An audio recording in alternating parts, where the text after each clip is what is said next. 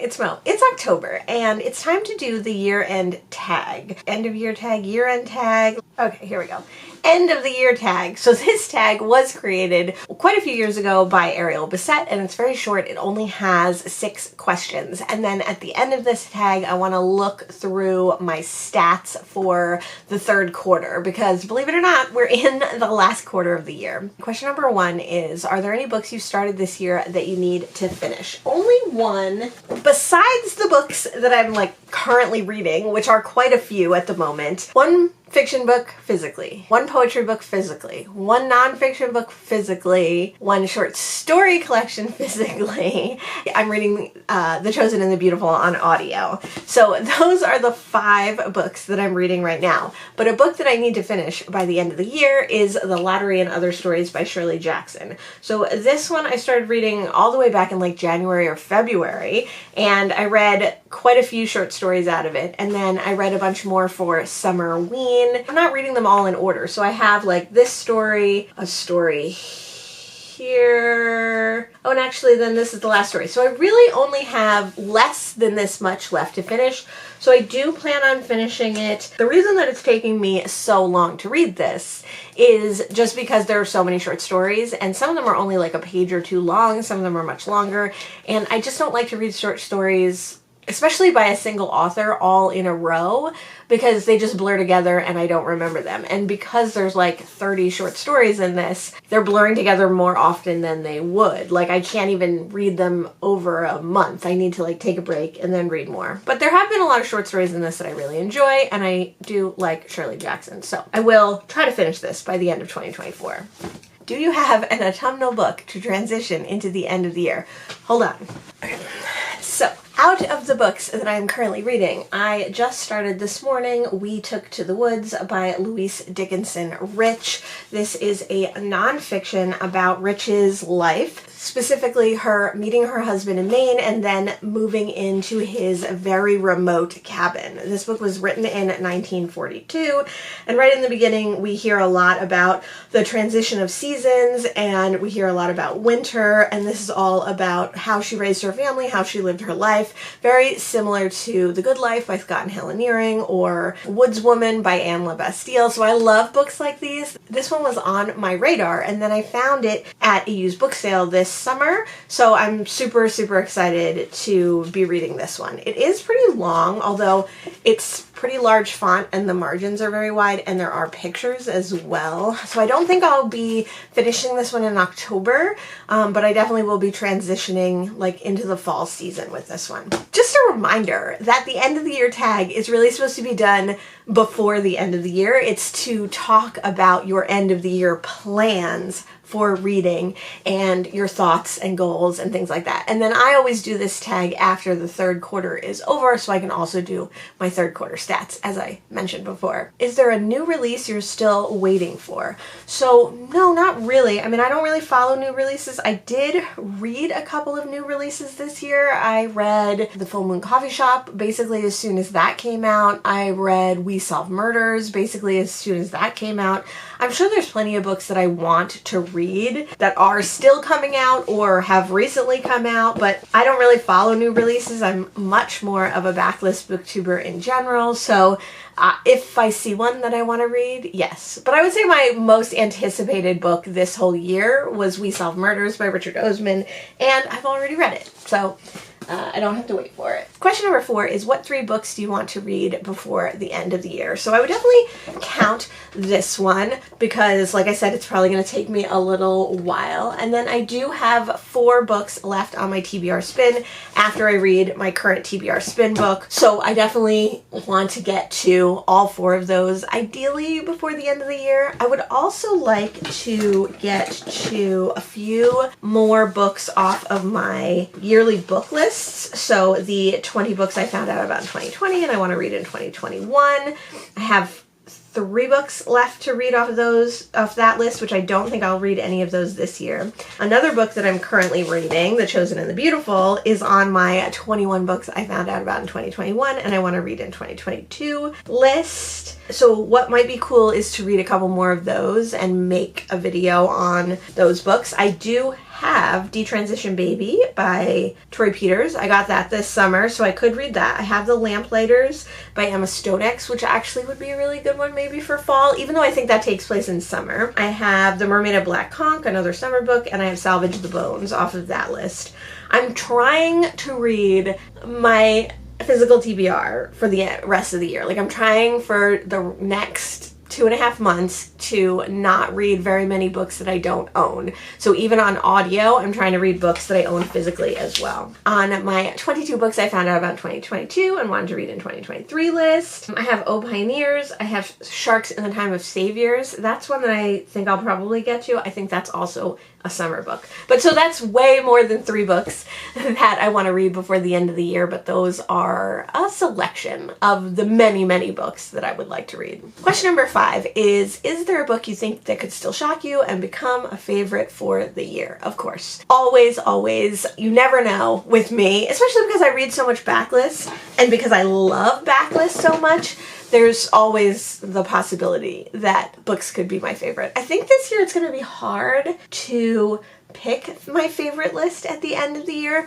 You know, it's not going to be hard picking my favorite covers at the end of the year. I've read so many books with beautiful covers. I might have to do like 10 best books. I always do 5 or 10 of my favorite covers, but like 10 of them might be number 1. And then question number 6 is, have you already started making reading plans for next year? Yes, I have. I recently did a booktube birthday video because it was recently my booktube birthday. I've been on booktube for 4 years now, and I talk about how this year's been really hard for me to film, to edit, to post. So I think one of my big plans for next year is just to try to be consistent and try to get back on track with that kind of stuff. I'm hoping that weekly vlogs, I'm hoping that Bookmas, I'm hoping that, you know, various other things will help me like kind of transition into the next year, into 2025. But other than that, I've been thinking about my goals, certainly. I've been thinking about my start of year content that I always make. The next tag that will have my quarterly stats, my 4th quarter and my full year stats, is the postscript tag. So that's a tag that you do looking back at this last quarter. Planning on doing that. I'm planning on doing the New Year's tag, which is looking forward to the 1st quarter. I'm planning on doing the, what's the one? Spring, whatever it is, the quarter year crisis tag. I'm planning on doing that one. All the normal things, but then I'm also thinking of some things that I can do, some new challenges, going back to challenges on my channel. So yeah, definitely thinking about that. So those are all the questions, all the prompts for the end of the year tag. And now I just want to look at my stats. So I just make pie charts. You can look at my Storygraph as well. The problem with Storygraph that I find is because I don't have the paid version, I can only look at the full year as opposed to the 3-month grouping of this quarter. For quarter 3, I read 53 books. Just a reminder, in quarter 1, I read 50 books. In quarter 2, I read 42 books. Auspicious. And in quarter 3, I read 53 books. 30 of those were new to me authors. 56.6% of the 53 books that I read in quarter 3 were by authors that I had never read it from before. 43.4%, 23 books were repeat authors for me. I had read from them before. I don't care about this stat that much. I just think it's interesting to look at. Like, I don't mind reading more new authors. I don't mind reading authors that I've read from before. Let's look at quarter 2. Quarter 2, I only had 31% read before, so I had way more new to me authors. And then in quarter 1, I had 30 new to me authors and 20 that I had read from before. So in the first 2 quarters, it was about 60% of new authors, and in the last quarter it was closer to 55%. Interesting that I pretty consistently read 2/3 new to me authors.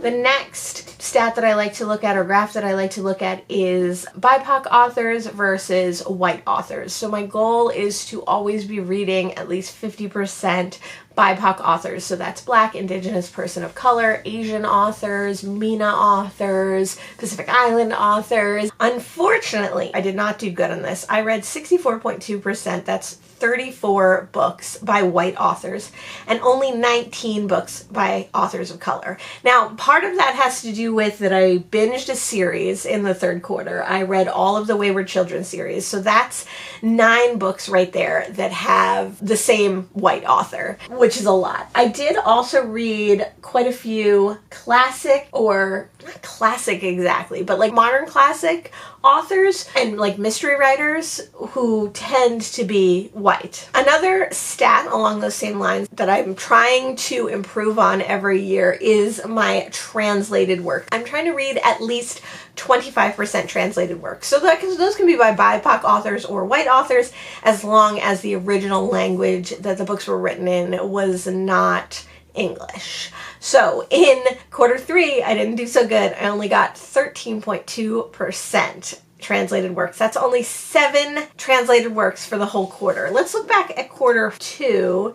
In quarter 2, I read 19%. That's better. And in quarter 1, I read 14%. So quarter 2 was the best, actually, for that. So that's something that I really need to focus on for the end of the year, as well as reading BIPOC authors for the end of the year. Another stat that I am always trying to read at least 25% queer work. So that's work by queer authors, certainly, but also centering around queer characters or even having queer representation in it. So this is definitely like a looser interpretation of queer work, I think, that many people have, but I'm just happy to see queer representation. I did pretty good in quarter 3. I read 35.8% queer work. So that's 19 books by queer authors or with queer representation, and 34 books that were not queer. 36% is pretty good, but in quarter 2, I read 40.5% queer works. June is in quarter 2, so I definitely read a lot of books for Pride Month. In quarter 1, I only had 14%. So we're seeing a good increase for there, and it'll be interesting to see what percentage we're at by the end of the year. The first quarter is definitely going to drag that down a little. Another stat that I don't really care about, but I like to check, is my nonfiction to fiction ratio. In quarter 3, I read 7 nonfiction books, which is 13.2%, and then 46 of the books that I read were fiction. Like I said, I find it interesting to see this stat, but I don't try to read more nonfiction because I read a lot of nonfiction. In my opinion, like, I read plenty, and I read nonfiction whenever I feel like it. Like, I don't have to force myself to read nonfiction. I just have to be in the mood, just like I need to be in the mood for any kind of book that I read. Quarter 2, I read 8 books, and in quarter 1, I read 9 books. So we'll see what happens for the final quarter of the year. I used to look at the breakdown of the BIPOC. I used to look at the breakdown of where books came from. I used to look at the breakdown of the genre, but I don't really look at those anymore.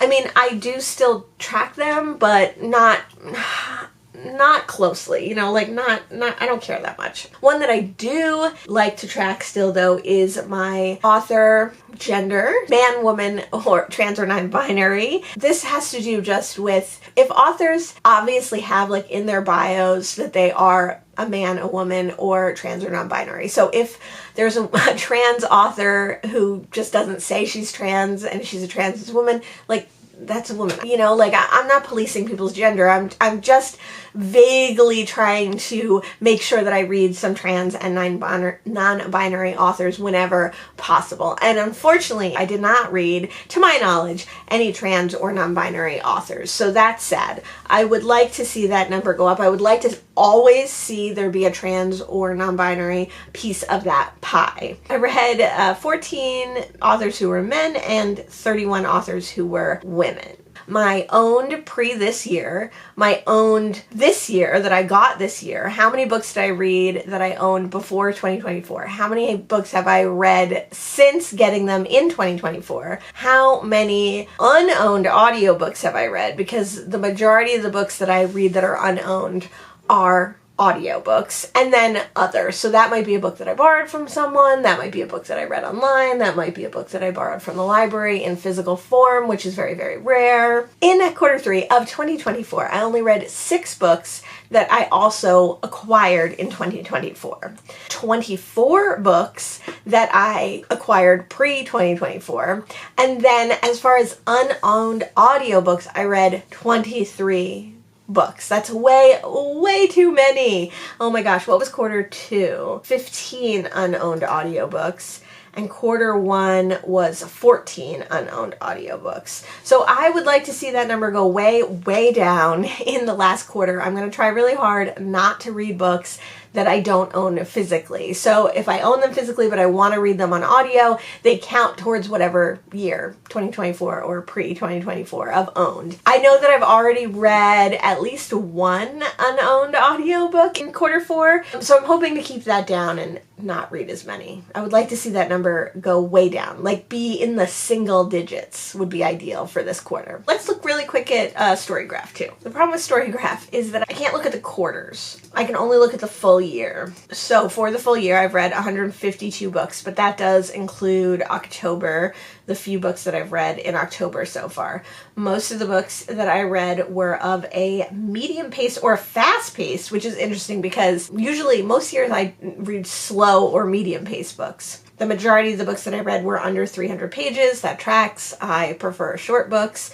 And I read 33 books that were in the 300 to 499 category so far. That also tracks. I don't really like long books. And then according to Storygraph, my most read genre so far this year is mystery, then LGBTQIA+, fantasy, which is interesting. I'm sure they're counting a lot of sci-fi as fantasy. But I have read quite a bit of fantasy this year too, actually.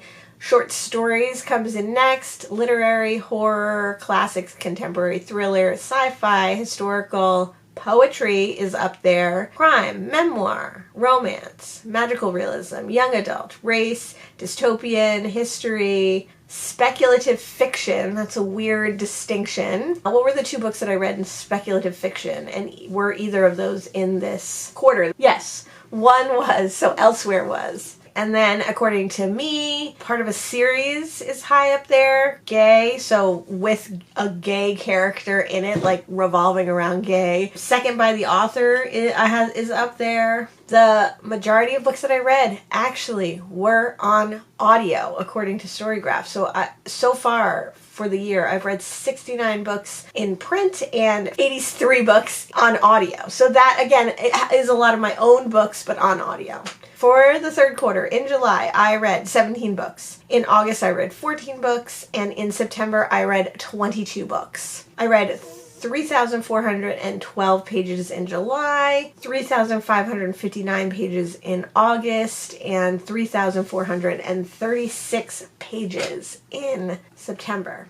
That is my end of the year tag for this year of 2024. Anyone can do this tag. You do not have to be tagged in this tag, so certainly feel free to tag yourself in this tag and make a video. It's not too late. You can do the last couple of months of the year. You can do the last month of the year, as long as you do it before the end of the year, even though it's called the end of the year tag. And then also, if you don't want to make a whole video about it, answer the questions in the comments below. Tell me what book you still have to read for the end of the year. Tell me a book that you started and you need to finish still for the end of the year. Thanks so much for joining me, and I'll see you in the next one.